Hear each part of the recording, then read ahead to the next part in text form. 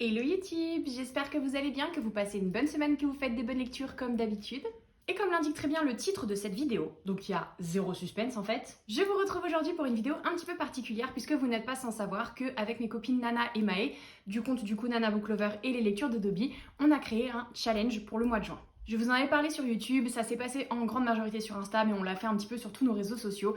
Le concept c'était un jour, un livre. Ce qui ne voulait pas dire qu'on lisait un livre par jour, évidemment, mais juste qu'on recommandait un livre par jour en fonction de différents thèmes qu'on avait trouvés avant avec les filles. Bref, je vais pas vous réexpliquer le concept, sinon ça va reprendre 4 piges et en même temps je viens un peu de le faire parce que c'est quand même pas un concept hyper travaillé. Mais c'est surtout que c'était un challenge assez cool à organiser avec les filles, en plus on a fait plein de concours etc. Donc encore une fois c'était tout sur Insta, ça peut se retrouver sur nos comptes respectifs et dans nos stories à la une si jamais ça vous intéresse. Et surtout, vous avez été hyper nombreux à participer sur Insta, sur TikTok. Franchement, c'était trop cool. On a eu plein de recommandations, on a eu plein de retours hyper positifs sur ce qu'on avait organisé et ça nous a fait trop chaud au cœur. Donc vraiment, merci du fond du cœur à tous ceux qui ont participé parce que c'était déjà trop cool de le faire entre nous avec mes copines, mais de voir que vous étiez à fond derrière, ça nous a fait vraiment encore plus plaisir. Par contre, quand j'ai présenté le concept du challenge sur YouTube, vous avez été nombreux à me dire bah moi j'ai pas Instagram, ou je poste pas régulièrement, ou j'aime pas Instagram, ou j'ai pas TikTok, ou j'ai pas envie que mon compte soit en public et que tout le monde le voit, enfin bref, ou je ne te suis pas là-bas. Et du coup, vous m'avez aussi dit, bah c'est dommage parce que on peut pas avoir tes recommandations en fonction des thèmes du jour, etc. Donc bref, vous voyez où je veux en venir. J'ai décidé de reprendre tous les thèmes du challenge et du coup de vous les présenter ici, sur ce compte. Enfin, sur cette vidéo. En fait, en gros, je vais reprendre le challenge sur un mois, mais en une seule vidéo qui sera un peu comme un tag, quoi. Pourquoi j'éprouve le besoin d'expliquer des concepts hyper simples, je ne sais pas, mais let's go. Donc, je vais vous dire tous les thèmes qui étaient listés, et puis au fur et à mesure, le livre que j'ai choisi et que j'ai présenté sur Insta pour coller avec ce thème. Sachant que sur Insta, je ne postais que 2 vidéos par semaine, puisqu'on s'était réparti les thèmes avec les filles, et que c'était un coup moi qui faisais une vidéo, puis Nana, puis Maë, et que le jour où c'était pas nous qui postions, on répondait seulement en story, donc on approfondissait pas trop, on va dire, nos choix. C'est pour ça que cette vidéo sera un petit peu plus approfondie et un petit peu plus intéressante. Si vous avez déjà suivi le challenge sur Insta, je vais vous expliquer un peu mieux mes choix, quoi. Et comme toujours, ce sera l'occasion de parler de livres et ça, on adore. Et sans plus tarder, parce que j'ai quand même un bon petit paquet de livres à vous présenter et sinon ça va encore durer 4 piges, on commence. Le premier jour du challenge, donc le 1er juin, le thème c'était le plus beau livre de ta bibliothèque. Et moi j'avais bien sûr choisi de parler de cette beauté, de cette merveille. Il s'agit du Pont des Tempêtes de Daniel L. Jensen qui est paru aux éditions Brajlon. J'aime beaucoup la couverture, déjà je la trouve magnifique, mais en plus cette édition, oh, je meurs, elle est trop belle. Le jaspage, il est sublime. Et nous avons bien sûr les petites illustrations intérieures avec les personnages trop beaux. La couverture sans la jaquette, elle est sublime. Et à l'intérieur de la jaquette, il y a une carte du monde. Franchement, moi je suis fan. J'ai déjà eu l'occasion de vous parler en long, large et en travers de ce roman, mais je l'ai adoré. Pour moi, il est aussi bien qu'il est beau. Et j'avais trop envie de vous en parler du coup dans cette catégorie du challenge parce que ça mérite encore plus de waouh. Le 2 juin, donc le deuxième jour du challenge, c'était ton dernier coup de cœur. Entre-temps, je vous avoue, j'ai eu d'autres coups de cœur, j'ai eu d'autres excellentes lectures, mais à l'époque, celui qui m'était resté en tête et qui me reste d'ailleurs toujours en tête, je peux pas vous le cacher, c'est cette merveille. Il s'agit du 2e tome de Legendborn qui s'appelle donc Marqué au sang. C'est paru aux éditions J'ai lu et c'est une pépite incroyable, encore une fois. Je sais que je vous en ai parlé un milliard de fois. J'avais parlé du 1er tome dans une vidéo dédiée au tout début de ma chaîne. Je vous ai reparlé du tome 2 entre-temps dans mon bilan, mais vraiment, cette saga est incroyable. C'est une pépite, je l'ai adoré. Gros coup de cœur. En plus, ça aurait pu aussi rentrer dans la catégorie très beau livre parce que parce que j'adore en fait. Sur ces 2 premiers, je suis allée un peu vite parce que j'en ai déjà parlé souvent, c'est des livres un petit peu plus connus, donc je ne m'appesantis pas. Par contre, pour le 3e jour de juin, le thème c'était une saga en cours, et là je vais peut-être vous en parler un petit peu plus en détail. J'avais en effet choisi de parler de la série Gods of Men, puisque j'ai lu le 1er tome, le 2e est dans ma palle, et je n'ai pas acheté le 3e tome depuis. Ce qui est quand même très bête parce que j'ai eu un gros coup de cœur pour le 1er tome. C'est paru aux éditions Rivka, ce qui veut dire que c'est des livres en hardback, mais qui ne coûtent pas excessivement cher, puisque j'ai payé 16€ et 17€. Franchement ça va. Je vous les montre rapidement, du coup pareil, il y a une petite illustration à l'intérieur, sinon ils sont hyper simples. Est-ce qu'on a pas... Non, c'est pas la même illustration derrière. Ah oui, devant on a la madame, derrière on a le monsieur. C'est pareil, on a madame devant et monsieur derrière. Et celui-ci est tout simple aussi, mais il est blanc. Je fais n'importe quoi là, oulala. J'ai évidemment plein de séries en cours, donc j'aurais pu vous parler de plein d'autres séries, mais j'ai choisi de vous parler de celle-ci parce que je pense qu'elle est un petit peu moins connue sur les réseaux sociaux et pourtant c'est une pépite aussi. Moment confession, j'ai lu le 1er tome il y a déjà des années et je me souviens que j'avais kiffé, je me souviens vaguement de l'intrigue mais je me souviens pas de tous les détails. Donc mon résumé va être peut-être un peu voilà, il part dans tous les sens, vous avez l'habitude mais là ça va risque d'être pire. En gros, c'est l'histoire de Sable. Oui, l'héroïne s'appelle Sable. Sable ignorait que sa musique renfermait de la magie jusqu'au jour où, totalement par accident, elle tue en fait sa sœur en faisant de la flûte. Oui, je sais, là, comme ça, le concept il est un peu étrange, mais je vous assure que ça va venir quelque part. Enfin, ça veut rien dire ça va venir quelque part, ça va mener quelque part. Tout ça pour dire que Sable, vu que la magie est interdite dans son royaume et dans le monde où elle vit de manière générale, elle s'exile, d'autant plus qu'elle a buté sa sœur, quand même, je vous le rappelle, donc elle a un petit peu culpabilité, la famille est pas contente, enfin bref, c'est un peu la merde.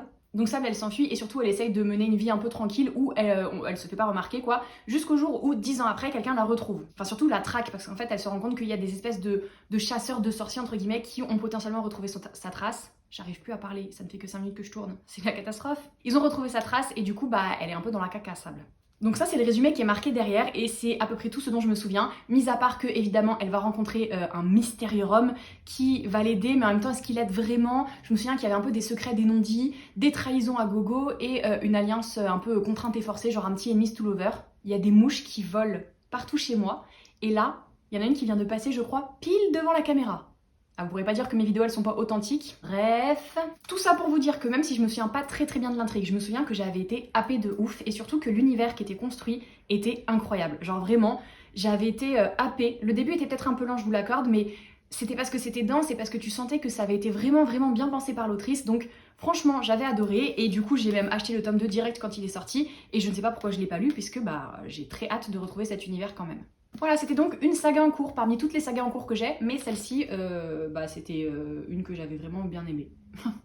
Quel argument! Ensuite, on avait le 4 juin. Le 4 juin, c'était un dimanche, et les dimanches, on faisait des concours, donc il n'y avait pas de thème, donc on passe au 5 juin. Le thème du 5 juin, c'était la couverture est bof, mais l'histoire est ouf, et là, bah, ça me fait toujours un peu mal au cœur de citer ce livre, parce que je connais l'autrice, je sais que c'est elle qui a fait la couverture, et objectivement, moi, je la trouve pas très belle, mais il y en a à qui elle plaît, bref, j'arrête d'enrober le truc. J'ai choisi de vous parler de Blue Lake, puisque je sais pas, cette couverture, voilà, c'est pas un gros coup de cœur, on va dire, mais par contre, le roman, une pépite, vraiment, j'ai adoré. Pareil, je vous en ai aussi parlé sur une vidéo sur la chaîne il y a très longtemps, donc je vais pas ressasser. Sachez juste que c'est de l'urban fantasy absolument incroyable. Les personnages sont badass au possible et en même temps hyper touchants. Ils sont drôles, ils ont de la répartie, ils ont leurs petits moments de doute. La romance, voilà. C'est bourré d'action, de rebondissements, c'est vraiment bien écrit, donc franchement, je ne peux que vous conseiller cette saga encore une fois. A savoir qu'entre temps, j'ai lu un autre livre dont je suis pas fan de la couverture, mais que j'ai adoré.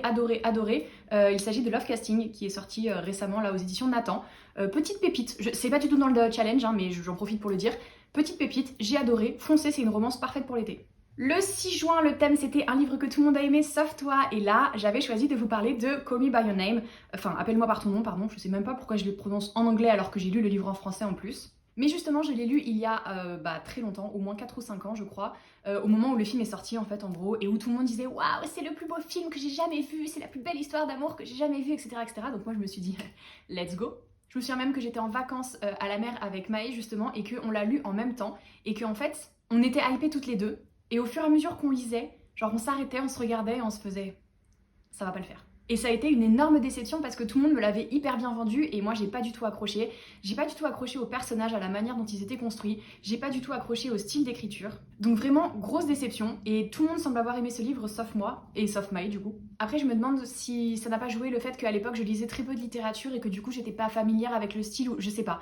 Mais vraiment je non. Le 7 juin, on devait vous présenter une relique de votre pal. Vous-même, vous savez, il y en a un paquet là derrière qui attendent depuis un petit moment. Tu sais, ils attendent patiemment en mode bon, qu'est-ce qu'elle fait hein? Elle va nous lire ou elle va continuer d'acheter des nouveaux romans là? Sachant que 99% du temps, c'est la réponse B, évidemment. Mais du coup, là, je vous ai trouvé une relique de chez Relique, puisque ce roman est dans ma palle depuis, je pense, au moins 10 ans. Ok, peut-être pas 10 ans vu qu'il est sorti en 2015, mais en tout cas, on frôle les 10 ans. Franchement, les gars, je pense que ça fait bien 6 ou 7 ans. On frôle pas vraiment les 10 ans, mais vous avez compris l'idée, il est là depuis une éternité. Je l'avais acheté parce que j'avais adoré un autre roman de l'autrice qui s'appelait Elisa et ses monstres, ça avait été un gros coup de cœur et du coup j'avais trop envie de découvrir d'autres romans de l'autrice et celui-ci on m'en disait énormément de bien, donc du coup je l'ai acheté, je me suis dit ouais let's go et tout et on en est toujours là. C'est à tel point que je me souviens pas forcément de quoi ça parle, donc le résumé c'est la folie et son quotidien, un peu comme moi, rien ne l'a préparé à être normal, un peu comme moi. Ah oui, bah le résumé il nous aide pas trop puisque c'est marqué on joue au jeu des 20 questions, ok mais c'est moi qui les pose cette fois-ci, ça marche. Si je devine en moins de 5 questions, je serai vraiment déçue. Il esquisse un sourire et me répond, ne m'insulte pas. Est-ce que tu es vivant? Oui. Est-ce que tu habites ici? Oui. Je te connais? Oui. Est-ce que je t'ai rêvé? Voilà. Je ne peux pas vous en dire plus sur ce roman, mais ça m'avait tapé dans l'œil, ça m'avait intrigué. Je pense que le résumé, il intrigue quand même un petit peu, tu vois, t'as envie de savoir de quoi il parle, qui sont ces personnes, pourquoi ils jouent à des jeux comme ça. Et puis la couverture est absolument sublime, donc voilà, j'espère, bon, après je dis ça chaque année, mais j'espère réussir à le lire cette année. On verra. Ce qui serait hyper drôle, c'est que l'année prochaine, on refasse le challenge et qu'on recale une catégorie en mode un vieux livre qui traîne dans ta bibliothèque depuis longtemps, et que je vous ressorte le même. Le culot. Le 8 juin, le thème, c'était un livre qui fait voyager. Et moi, je vous ai parlé de La fiancée du dieu de la mer qui est sorti récemment aux éditions Lumen. Il fait voyager déjà parce qu'il te plonge dans une culture que personnellement je ne connais pas très bien. Puisque là, on est sur une réécriture d'un conte coréen et on a une ambiance vraiment à la Ghibli avec tout un univers qui a été créé. C'est assez visuel et c'est surtout très immersif. Mais on peut aussi le prendre littéralement puisque dans ce roman, on plonge dans le monde des esprits. Et franchement, là, je vois pas où tu peux voyager plus loin que le monde des esprits, quoi. Ce roman, c'est l'histoire de Mina qui vit dans un pays où, pour apaiser le dieu de la mer, chaque année, on lui sacrifie une jeune fille. En fait, on la jette dans l'océan en espérant qu'elle soit la promise du dieu de la mer et qu'elle parvienne à apaiser son courroux. De toute évidence, ça ne fonctionne pas puisque chaque année, ils sont obligés de balancer une nouvelle fille. Et cette année, pour diverses raisons, Mina décide de prendre la place de la jeune fille qui a été désignée par son village et c'est elle qui se retrouve du coup dans le royaume des esprits à devoir essayer de convaincre le dieu de la mer de se calmer. En réalité, c'est beaucoup plus complexe que ça, mais il va lui arriver plein d'aventures, elle va faire plein de rencontres et c'est une pépite. J'ai eu un gros coup de cœur pour ce roman. On continue, le 9 juin, on devait vous présenter un livre qui nous a fait rire. Alors moi, bien sûr, j'aurais pu vous parler de Percy Jackson parce que je me bidonne toujours avec ses romans. Mais vous verrez que j'ai décidé de les garder pour une catégorie un petit peu après. Et à la place de ça, j'ai décidé de vous parler des romans de Maëlle Desarts. Là, je vous montre Les Tribulations d'Esther Parmentier puisque c'est avec ce roman que je l'ai découverte et c'est vraiment là que son style m'a vraiment fait tomber amoureuse, on va dire. Mais il faut savoir que ses autres romans sont aussi hyper drôles. Bon, déjà toute la série de Esther Parmentier, mais à un cheveu et aussi touchant qu'il est drôle et que je l'ai aimé. Donc franchement, cette autrice pour moi c'est un go automatique. Elle sort un roman, je sors la carte bleue. Et du coup, Les Tribulations d'Esther Parmentier, c'est une trilogie qui suit les aventures d'Esther, qui est donc une sorcière stagiaire, dans un bureau qui a pour but de gérer la cohabitation, on va dire, entre les différentes créatures surnaturelles et le monde des humains normaux. Elle s'est retrouvée projetée là-dedans un petit peu par hasard puisqu'elle ignorait qu'elle avait de la magie et surtout elle n'est pas très bonne sorcière, elle n'est pas très bonne stagiaire, mais elle se retrouve toujours dans les pires coups. Heureusement, elle est plutôt intelligente. Et surtout, elle est très bien entourée puisqu'elle a des vampires, des loups-garous, des esprits, un peu tout ce qu'il faut autour d'elle pour la canaliser et pour l'aider dans toutes les enquêtes qu'elle va mener. C'est hyper original, c'est hyper bien écrit, c'est hyper drôle évidemment. Franchement, Esther, c'est une queen. Elle a des remarques à te faire glousser de rire au milieu du train avec tous les passagers autour qui te regardent d'un air un petit peu gêné. Et si ça a l'air de sentir le vécu, c'est pas anodin. Bref, vraiment, gros coup de cœur pour cette saga, gros coup de cœur pour cette autrice, donc je vous conseille ces romans à 1 milliard de pourcents. Et on continue, le 10 juin, il fallait vous présenter un livre avec un gros plot twist. Sans grande surprise, j'ai choisi de parler de La couleur du mensonge d'Erin Beatty qui est sorti aux éditions Lumen, puisque ce livre, je l'ai lu, je crois que je vous en ai déjà parlé, je vous ai déjà raconté cette anecdote 1 milliard de fois, je crois, mais j'ai commencé à le lire en numérique pendant le confinement, donc il y a déjà quelques années. J'ai commencé en me disant, ouais, écoute, why not ? T'as cette période du confinement où de toute façon, ta pile à lire commençait à être légèrement entamée et t'étais prêt à lire n'importe quoi, entre guillemets. Et surtout où j'enchaînais les livres, genre je pouvais lire 2 livres en une journée easy. Donc j'ai commencé celui-ci, genre vers, allez on va dire 19h, je fais une petite pause, je mange, nanani et tout, on regarde un film, je me remets au lit, je commence à lire, et là les gars, mais c'est un des romans les plus addictifs que j'ai jamais lu de ma vie. Mais surtout, c'est pas que je me retrouve à 3h du mat, avec les yeux comme ça, là, explosés de fatigue, mais incapable de lâcher le livre. Et c'est pas qu'il y a un méga plot twist qui te retourne le cerveau, que j'ai dû reprendre le livre du début, sur la liseuse en plus c'est pas pratique, hein, pour relire des passages, pour essayer de comprendre et me dire « Oh là là, mais c'était sous mes yeux depuis le début et j'ai rien vu ». Genre, c'est pas que c'est compliqué, c'est juste que en fait c'est tellement bien fait que je pense que c'est impossible à voir venir alors qu'on te dit que ça va venir. Je le vends très mal, j'en ai conscience, mais franchement, c'était incroyable. Et ce roman a été un tel coup de cœur, je l'ai tellement aimé que je refuse de lire la suite qui est pourtant dans ma pile à lire parce que j'ai peur d'être déçue parce que pour moi, rien ne peut égaler ce livre. Dans la série, je veux dire, hein, ne me faites pas dire ce que j'ai pas dit, il y en a d'autres qui sont incroyables, que j'aime d'amour. Mais vraiment celui-ci, mais pour moi c'est un chef-d'œuvre, donc j'ai très envie de savoir la suite, hein. J'ai très envie de retrouver les personnages, de voir si c'est aussi bien écrit, si ça me happe toujours autant, mais j'ai peur d'être déçue par rapport à cette merveille, donc voilà, en tout cas plot twist mais de qualité. C'est assez rare en général que les plot twists me fassent vraiment vriller comme ça.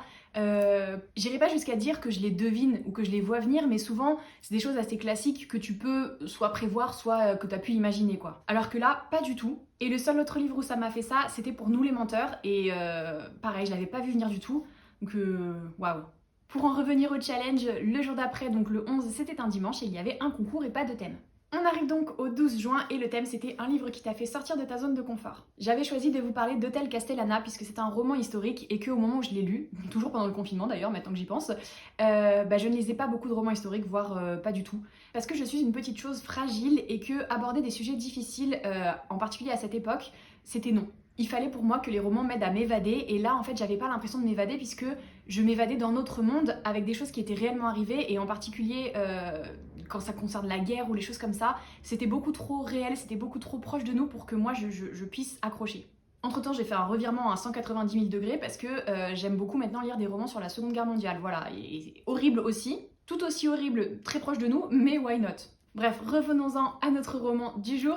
Hôtel Castellana, c'est un roman qui se passe en Espagne, pendant l'Espagne de Franco. On suit une jeune fille espagnole et on suit un jeune homme américain qui est là en vacances et du coup c'est leur rencontre et c'est un petit peu tout ce qu'ils vont s'apporter, c'est un petit peu tous les obstacles qui vont se dresser sur eux. Entre eux, Marie, pas sur eux les obstacles. C'est une histoire d'amour bien sûr, mais c'est surtout un roman historique mais qui est extrêmement bouleversant, qui est très très beau, qui est très très dur aussi. Sur une période de l'histoire qui est pas si éloignée mais que je connais moi personnellement très mal et je pense qu'on est nombreux à la connaître mal, surtout en France parce qu'en fait on étudie un peu l'histoire française mais pas celle de l'Europe et pas celle des pays qui sont pourtant pas très loin de nous. Enfin bref, je l'ai adoré, ça a été un coup de cœur bouleversant, magistral et depuis tous les romans de Ruta Sepetys, je me jette dessus et je les adore à chaque fois. Le 13 juin, il s'agissait de présenter un manga ou une BD que nous avions aimé. Et moi, c'est vrai que depuis quelques années, un petit peu plus, mais je lis pas non plus beaucoup de BD ou manga.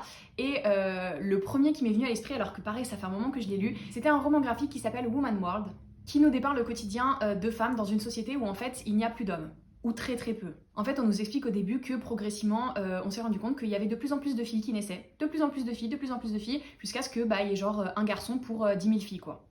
Dit comme ça, c'est aussi glauque que l'inverse le serait, mais en tout cas, le concept, je l'avais trouvé très original, mais surtout, en fait, c'était les scénettes qui étaient représentées avec énormément d'humour, beaucoup d'autodérision. J'avais beaucoup aimé les dessins, c'était assez simple, mais très accrocheur. Donc j'avais vraiment kiffé cette BD, enfin ce roman graphique, et je crois qu'on le voit pas souvent passer sur les réseaux sociaux ou quoi que ce soit, donc je trouve que c'est un peu dommage et j'avais envie de le mettre en avant un bref instant. Le thème du 14 juin, c'était un couple qui t'a fait vibrer, et là, sans surprise, j'avais décidé de parler de Bad Ash. Et là, c'est pas seulement le couple qui m'a fait vibrer, c'est le roman tout entier. Et quand je dis vibrer, tu vois, c'est pas vibrer en mode ouh, je vibre, ils sont trop choux, c'est je vibre en mode je vais vous défoncer si vous faites pas les bons choix. Je vais vous défoncer parce que les non-dits, les machins, les secrets, les retournements de situation, vous nous faites vriller en fait, les gars. J'ai déjà eu l'occasion de vous parler de ce roman, vous savez que j'étais beaucoup trop investie dans l'histoire d'amour, qui est une sorte de triangle amoureux, mais dès le début en fait. Tu sais que tu veux qu'elle choisisse un des deux gars, mais elle est comme ça, elle est en mode oui mais non, mais peut-être que... Non, concentre-toi. À chaque fois que je parle de ce livre, je suis beaucoup trop agressive, je suis désolée. C'est pas contre vous, c'est contre Ash. Je vous refais le pitch rapidement, c'est l'histoire de Ash qui est une jeune fille très classique. Hein. Elle est amoureuse en secret du quarterback du lycée, mais elle sait qu'elle a aucune chance avec lui, jusqu'au jour où le meilleur ami du quarterback vient la voir en lui disant « Ouais, si je t'aide à sortir avec mon pote, ce sera bien parce que du coup il lâche sa copine que j'aime pas et en plus toi tu seras heureuse et tout. » C'est hyper cliché, c'est hyper classique, mais franchement... Je sais pas si c'est l'autrice qui a un don particulier pour créer ces personnages, pour nous happer, mais impossible de lâcher ce roman. Il est énorme pourtant. Hein. J'ai tellement kiffé, ça a été un gros coup de cœur. Je sais que Maë a ressenti exactement la même chose que moi, genre c'est agaçant, tu peux pas t'empêcher d'être agacé par les situations et par les personnages, mais en même temps, le fait que tu sois autant agacé montre que t'es beaucoup trop dans le roman, tu vois. Et ça a été exactement pareil pour Léa, elle ne le reconnaîtra jamais, mais elle a adoré ce roman. Elle arrêtait pas de grogner, elle arrêtait pas de dire gna gna gna gna, mais c'était la preuve que elle aussi, elle était happée par l'histoire. Voilà, du coup, le couple Cameron-Ash, pour moi, c'est pépite. Et c'est donc lui qui m'a fait vibrer, surtout Cameron d'ailleurs. J'ai trop hâte d'avoir la suite, je sais pas quand est-ce qu'elle sort, mais les gars, le jour où elle est en librairie, moi je fonce, direct. Le 15 juin, on devait vous présenter un livre qui selon vous mérite plus de hype, donc qui mérite d'être beaucoup plus connu. Et moi j'avais choisi de vous parler de Persona de Yelena qui est paru aux éditions Hachette. On admire cette beauté. Franchement, rien que pour ça, le roman mériterait d'être beaucoup plus connu et d'être dans toutes les bibliothèques. Mais en plus de ça, c'est une pépite incroyable. On est dans un monde où certains enfants ont été touchés par la lumière et du coup ils développent des sortes de dons. Des dons qui sont hyper originaux, hein, c'est pas juste je lis dans les pensées, je déplace des objets, etc. Non, c'est vraiment un système de magie entre guillemets qui a été extrêmement bien creusé par l'autrice. Être touché par la lumière et développer des dons, c'est pas forcément une chose positive pour les enfants puisque pour les contrôler, déjà on les envoie souvent dans des espèces d'orphelinats où on contrôle un peu leurs dons. Et surtout en fait quand ils atteignent un certain âge, on leur dit c'est soit tu te maries et tu renonces à ton don, soit tu gardes ton don mais du coup tu rentres dans une espèce de secte monastère un peu étrange quoi. Donc les choix sont pas ouf, de base, parce que ça veut dire pas trop de liberté pour les enfants qui ont des dons. Ça, c'est un peu l'ambiance de base, on va dire. Et là, nous, dans ce roman, on suit 3 adolescents qui sont du coup des adolescents avec des dons. Et ils vont être embauchés par une femme de la haute société qui a une mission pour eux. Et on découvre très vite que cette mission, c'est de kidnapper le fiancé de la reine. Pourquoi? Comment?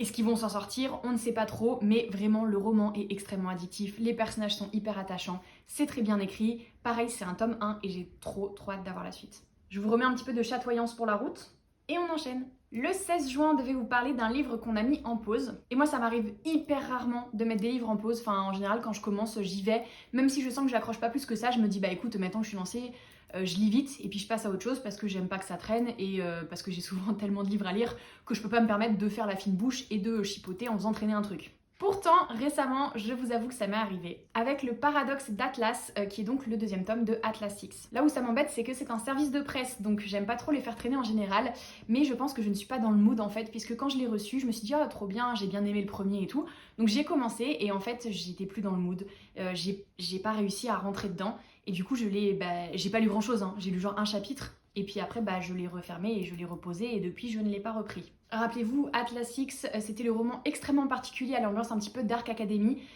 qui nous montrait 6 magiciens. En fait, 6 magiciens parmi les plus puissants du monde qui étaient sélectionnés et qui étaient envoyés dans une académie. Ils étaient formés, etc. Et il y avait une sorte de compétition pour savoir qui allait pouvoir continuer sa formation ou non. Encore une fois, je le résume très très mal, mais grosso modo, c'est le pitch. Et c'était très lent, assez immersif quand même, parce que l'ambiance est très bien travaillée, mais pas tout à fait ce à quoi je m'attendais. Et en fait, je pense que du coup, ça me freine forcément pour le 2e tome. Donc je ne sais pas, j'espère que j'aurai un jour le courage de m'y replonger, et du coup, je vous en reparlerai à ce moment-là. Le 17e jour de juin, il fallait vous parler d'un livre dont la couverture est ouf, mais l'histoire est bof. Un petit peu l'inverse de la catégorie du début de mois où je vous avais parlé de Blue Lake du coup. Et pour celui-ci, j'ai décidé de vous parler de Une magie teintée de poison puisque j'avais trop craqué sur la couverture et que malheureusement j'ai moyennement accroché à l'histoire. Pas à l'univers que j'ai trouvé très original, plutôt je pense à la manière dont il a été développé et à l'intrigue qui s'y rattachait. J'ai pas vraiment éprouvé d'attachement pour les personnages, je me suis dit que l'histoire elle partait un peu dans tous les sens, c'était un peu long, j'ai pas accroché. Je vais d'ailleurs même pas me risquer à vous faire un résumé, je vous invite à aller le voir sur internet, mais j'ai peur que mon résumé ne lui rende pas hommage et qu'il vous donne pas envie, alors que je suis sûre qu'il peut plaire à plein de personnes, hein, parce qu'encore une fois c'est très original, mais vraiment moi, non, ça ne m'a pas fait. Après ça, on était le 18 juin et c'était donc un concours puisque nous étions dimanche. On commençait la semaine d'après avec le thème du 19 juin, un univers dans lequel tu adorerais vivre. Sans grande surprise, j'ai triché pour ce thème-là, mais on peut quand même admirer le fait que j'ai attendu 19 jours avant de tricher à mon propre challenge. Franchement, je dis bravo. Bravo Marie! Et du coup, j'avais sélectionné 2 livres avec 2 univers dans lesquels j'adorerais vivre. Évidemment, Percy Jackson et l'univers de Pierre Bottero. Évidemment que j'aimerais trop aller à la colonie des Sans-Mêlés, j'aimerais trop rencontrer Percy, j'aimerais trop pouvoir vivre cette ambiance qu'on nous décrit dans les livres, même s'il leur arrive toujours plein de merde, hein, ça j'en ai conscience. Mais franchement, c'est mon rêve.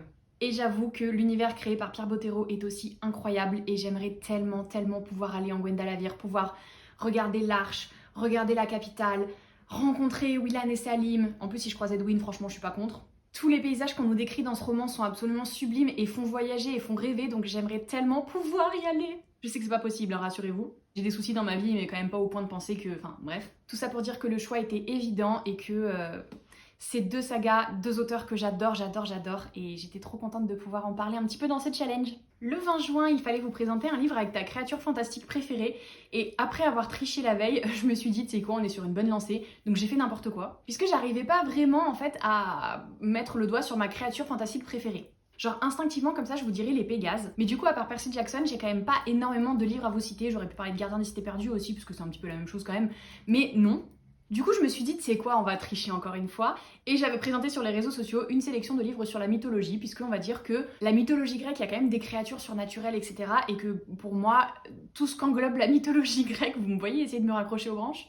Voilà, donc là je vais pas m'apesantir puisque clairement, on va être honnête, j'avais triché, même moi je savais pas bien où je voulais aller. Dites-moi que vous voyez le lien quand même. Il y a plein de créatures surnaturelles dans la mythologie grecque, donc le fait de parler de romans avec de la mythologie grecque peut justifier en quelque sorte le fait de rattacher ça à des créatures fantastiques, non? Non? Allez, soyez cool, validez-moi ça. Le 21 juin, c'était bien évidemment l'été et du coup, on voulait que vous nous parliez d'un livre parfait pour l'été. Et moi, j'avais choisi de parler de Sous une pluie d'étoiles, le dernier roman de Laura Wood qui est paru chez PKJ, tout simplement parce qu'il se passe en été, il se passe en Italie.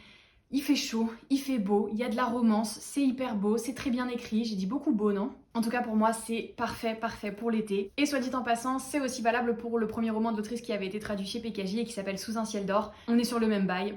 Alors certes on n'est pas en Italie, on est dans les Cornouailles donc il fait un chouï moins chaud, mais en attendant c'est un été hors du commun, c'est une romance incroyable, c'est des fêtes jusqu'à pas d'heure, etc. Et l'ambiance est tellement incroyable, tellement immersive. Je sais que je l'ai dit et redit, mais je le re-redis, lisez les romans de Laura Wood, ils sont incroyables. Pour changer totalement d'ambiance, le 22 juin, il fallait parler d'un livre qui vous a fait pleurer. Moi j'ai la larmichette très facile, je ne vous le cache pas, mais avec le syndrome du spaghetti, on a fait quand même très fort, puisque pour rappel, je me suis mise à chialer à la page genre 40, 50 ou un truc comme ça. C'est l'histoire de Léa qui est passionnée de basket, c'est l'histoire d'une jeune fille qui va avoir sa vie totalement chamboulée, tous ses plans à être remis en cause, c'est une histoire de deuil, de maladie, mais aussi de premier amour, de courage, de détermination. C'est une telle pépite que j'ai même pas les mots en fait pour vous dire à quel point ce livre est beau. C'est avec lui que j'ai découvert le style de Marie Vareille. Cette autrice, c'est une queen. Tout ce qu'elle écrit est magnifique, merveilleux. Voilà, vous avez compris, je suis une grosse fan. Et pour rien vous cacher, je trouve pas la couverture de celui-ci particulièrement belle non plus, mais l'histoire qu'elle renferme par contre, incroyable. Le 23 juin, il fallait vous parler du livre de T'Pâle qui te fait le plus envie. Pareil, là, ils sont tous en train de me juger derrière, mais je pense que depuis quelques temps, il y en a un qui me fait quand même pas mal de l'œil, puisque j'ai vu énormément de bons retours sur les réseaux sociaux et qu'à chaque fois que j'en parle, on me dit « mais tu vas surkiffer, etc. » A l'inverse, j'ai vu aussi quelques avis négatifs, et là, du coup, je me dis « hâte de voir dans quel team je vais me placer ». Et il s'agit bien sûr de The Prison Healer. J'ai les 2 premiers tomes, donc les 2 tomes sortis en fait dans ma pile à lire, et j'espère pouvoir les lire assez rapidement pour savoir déjà dans quel team je me place, comprendre un peu toute la hype, etc. Et puis je sais pas, en ce moment il me tente, il m'envoie des bonnes ondes, il m'envoie des bons messages, donc voilà, j'espère le lire très vite. Ah oui, c'est pareil, je sais pas trop si je peux vous dire de quoi ça parle parce que le résumé est pas ouf, on va pas se mentir. Si j'ai bien compris, c'est l'histoire de Kiva qui est guérisseuse dans la prison, enfin dans une prison. Et en fait, je pense qu'elle était infiltrée, parce que c'est marqué, après de si longues années, sa famille arrivait pour Kiva, mais aussi pour Tilda, pour la reine rebelle, pour la libérer enfin. Non, je sais pas, je pourrais pas vous le résumer, googlez votre ami, mais en tout cas, ça a l'air cool. Le 24 juin, on devait vous parler d'un livre qu'on a énormément relu, même du livre que vous avez le plus relu. Bon là encore j'aurais pu vous parler de Percy Jackson et des romans de Pierre Bottero parce que je les ai poncés. Mais une autre saga que j'ai poncé, reponcé et re-reponcé, c'est sans surprise Hunger Games. Je les ai d'ailleurs tellement poncés que là je vous montre l'exemplaire de poche que j'ai, mais j'ai la version grand format, une des premières qui est sortie, je sais pas si elle se voit par là, mais elle est dans un état lamentable. Pas que de mon fait, puisqu'en fait je l'avais prêté à quelqu'un qui je pense a lu le livre en s'appuyant comme ça là, ça me brise le cœur rien que d'y penser. Donc bref, mes exemplaires sont en très mauvais état, mais c'est aussi parce que je les ai lus, relus et relus. Bah parce que cette série, c'est la base, c'est le sang de la veine, c'est dans mon top 3 de mes séries préférées à tout jamais, je pense. D'ailleurs là, à la fin d'année, il y a le préquel qui sort au cinéma et j'ai tellement hâte. Je pense aussi que bien sûr, je vais me relire les 3 tomes avant, je vais me refaire les films, je vais rechialer, on adore. Et j'ai aussi très envie d'organiser quelque chose autour de la sortie du préquel. Je sais pas si ce sera un challenge, si ce sera des tags, une rencontre, une lecture commune, je ne sais pas, mais en tout cas, dites-moi si ça pourrait vous intéresser. Enfin, peut-être pas une rencontre, je me suis un peu emballée en disant ça parce que bah, il n'y a pas d'intérêt de moi pour... Enfin, bref. Mais en tout cas, je suis en train de réfléchir à ce que je pourrais faire et je suis hyper excitée par cette sortie. J'ai trop hâte de voir le film et j'espère qu'on sera pas déçus, les gars. Après ça, le 25 juin, nous étions un dimanche et il y avait donc des concours. On arrive à la dernière semaine de juin et donc à la dernière semaine du concours. Le thème du 26 juin, c'était le livre où tu as rencontré ton book boyfriend. Et là, vous êtes en train de vous dire, attends, si elle veut pas reparler plusieurs fois des mêmes livres dans son challenge et qu'elle a déjà parlé de Percy et de Finnick dans Hunger Games, alors elle va nous présenter qui là? Je suis une fille pleine de surprises. Pas du tout en vrai. Mais j'avais effectivement choisi de vous parler des âmes vagabondes et plus particulièrement du coup du personnage de Yann puisque c'est un de mes book boyfriends depuis des années et pourtant j'en parle un petit peu moins sur les réseaux sociaux. Déjà ce livre est moins connu sur les réseaux sociaux je trouve. C'est un livre de Stéphanie Meyer mais on parle que de Twilight et pas de celui-ci et c'est bien dommage. Ça a été un de mes plus gros coups de cœur. Et surtout je l'ai lu à sa sortie, d'ailleurs je vois que c'est ma tante qui l'avait offert à ma mère pour son anniversaire. Il est maintenant dans ma bibliothèque, je suis même pas sûre que ma mère l'ait lu. Parce que je lui ai piqué direct en fait. Et surtout, une fois que je l'ai eu, je ne lui ai jamais rendu. Il est sorti en 2008, ça fait depuis 2008 que j'aime ce livre et que j'aime Yann. Waouh! Donc je disais le résumé, c'est marqué « La Terre est envahie, l'humanité est en danger, nos corps restent les mêmes, mais nos esprits sont contrôlés. Mélanie Strider vient d'être capturée, elle refuse cependant de laisser place à l'être qui tente de la posséder. Quelque part caché dans le désert, il y a un homme qu'elle ne peut pas oublier. L'amour pourra-t-il la sauver ?» Du coup, c'est l'histoire de Mélanie qui est possédée par une sorte d'extraterrestre qui est tout petit. Enfin, je vous passe les détails et je le vendrai très mal quoi qu'il arrive, mais Elle est forcée en fait de cohabiter dans son propre corps avec Gabi, donc Vagabonde, qui est l'âme qui la possède. Et du coup, progressivement, Gabi va être partagée entre la mission qu'elle a de récolter toutes les informations possibles sur les rebelles et la rebelle Mélanie qui, elle, fait tout pour les protéger. Franchement, ce roman, rien que d'y penser là, j'ai trop envie de le relire parce que je l'ai surkiffé. Et Yann, c'est le book boyfriend parfait. Il commence, bon, voilà, mais très vite. J'ai même pas les mots et vous savez quoi, je vous dirai même pas. Comme ça, si vous n'avez pas lu ce livre, et ben vous serez obligé de le lire pour découvrir Yann et pour découvrir cette pépite. Le 27 juin, il fallait vous présenter un livre qu'on a lu grâce aux réseaux sociaux. Enfin, grâce ou à cause des réseaux sociaux, mais moi dans mon cas c'était plutôt grâce, puisque je vous ai parlé de La vie invisible d'Adi Larue. Alors oui, j'ai cette édition absolument sublime, et c'est d'ailleurs ce qui m'a fait craquer, puisque quand il est sorti la première fois dans son édition classique, j'étais en mode oui, pourquoi pas, mais voilà et tout. Et quand il est sorti dans cette édition, je me suis dit allez, let's go. Du coup, j'ai reçu le livre, je vous ai un peu demandé vos avis sur tous les réseaux sociaux, et tout le monde m'a dit lis-le, lis-le, lis-le. Il y avait ceux qui me disaient lis-le, tu vas surkiffer, d'autres qui me disaient lis-le, c'est de la merde. Clairement, on m'a dit ça, hein. Et du coup, j'étais trop curieuse de savoir dans quel team j'allais me placer, donc je l'ai lu. Et vous vous doutez que, vu cet air ébahi que j'ai devant ce livre magnifique, c'est que je suis dans la team qu'il a adoré. C'est effectivement très très lent. Mais qu'est-ce que c'est bien écrit, qu'est-ce que c'est original, qu'est-ce que c'est prenant malgré tout. Franchement, gros coup de cœur, autant pour cette beauté que pour l'histoire qu'elle renferme, et franchement... moi, je suis dans la team lisez-le, parce que je pense que ça vaut le coup. Si vous aimez pas les histoires lentes, laissez tomber, effectivement. Mais si vous aimez quand c'est assez poétique, si vous aimez les personnages travaillés, les histoires qui prennent le temps de s'installer, qui vraiment te happent pour l'ambiance qu'elles décrivent, si vous aimez aussi les petits plot twists, parce que quand même il y en a, franchement, let's go. Le 28 juin, c'était un livre que vous avez dévoré. Pareil, moi je lis très très vite, donc... De manière générale, les livres, je les dévore. Mais là, il y en a un. Il y a une saga en particulier. C'est même pas je les ai dévorés, c'est juste que... J'ai même pas les mots pour dire à quel point je les ai lus vite. Il s'agit bien sûr de Red Rising. Je crois que j'ai frôlé la nuit blanche pour finir le tome 2. Ça m'est jamais arrivé avant ça. Je me suis déjà couchée très très tard, hein. Mais alors là, je pense que vraiment, c'était le pire du pire. Et en même temps, le mieux du mieux du coup. Parce que c'est absolument incroyable. C'est aussi une de mes sagas préférées. On est sur une dystopie science-fiction avec des rebondissements à gogo, des personnages qui sont loin d'être tout blancs, tout lisses, etc. Des pépites. Franchement, des pépites. En gros, c'est l'histoire de Darrow qui vit dans une société où il y a des sortes de castes et ils sont classés par couleur entre guillemets. Donc lui, c'est un rouge, il est tout en bas de la société, c'est des esclaves, ils sont exploités, c'est pas Jojo. En fait, un jour, il va se passer quelque chose dans sa vie à Darrow qui va la faire totalement partir en cacahuète et il va décider du coup de se venger et pour ça, il va infiltrer la caste qui est tout en haut qui s'appelle les Ors. Et à partir de là, il va botter le cul de tout le monde. Pas toujours facile, lui aussi il se prend quelques taquets dans la gueule, mais vraiment, waouh! Je ne vous en dirai pas plus, mais vraiment cette saga mérite d'être connue. C'est un peu gore, c'est un peu dark parfois, mais waouh. Je sais que mes arguments sont pas très construits, mais waouh. Le 29 juin, il faut présenter ton dernier achat. Je vous avoue que je tourne cette vidéo un petit peu en avance forcément pour avoir le temps de la monter, de l'exporter et tout ça. Enfin voilà, j'ai une organisation un petit peu particulière parce que vu que j'ai toujours 1 milliard de trucs à faire, j'essaye de m'avancer le plus possible. Du coup, évidemment, à l'heure actuelle, je ne peux pas savoir quel aura été mon dernier achat. Mais j'ai décidé, du coup, pour cette vidéo, d'improviser un petit peu et surtout d'anticiper, en vous donnant le top 3 des livres qui me tentent le plus en ce moment et que potentiellement je ne vais pas tarder à acheter. Le premier, c'est Amour en eau trouble, parce qu'il est dans ma wishlist depuis une éternité en VO, et là il sort début juin du coup en français. Et que je me dis, ça a l'air d'être une histoire de pirate avec une petite romance vraiment très chou. Et je me demande si ce serait pas parfait à lire pendant mes vacances qui arrivent très bientôt. Attendez, je me souviens plus quand est-ce que je vais poster cette vidéo. Ça se trouve, quand vous verrez la vidéo, je serai déjà en vacances. Mais bon, bref, peu importe à la limite. Je me dis que pour cet été, ce serait pas mal, et du coup je me demande si ce serait pas mon prochain achat. Mais il y a aussi un autre livre qui sort en juin et que je veux trop. Il s'agit du dernier roman de Ali Hazelwood, Love Theoretically ou quelque chose comme ça.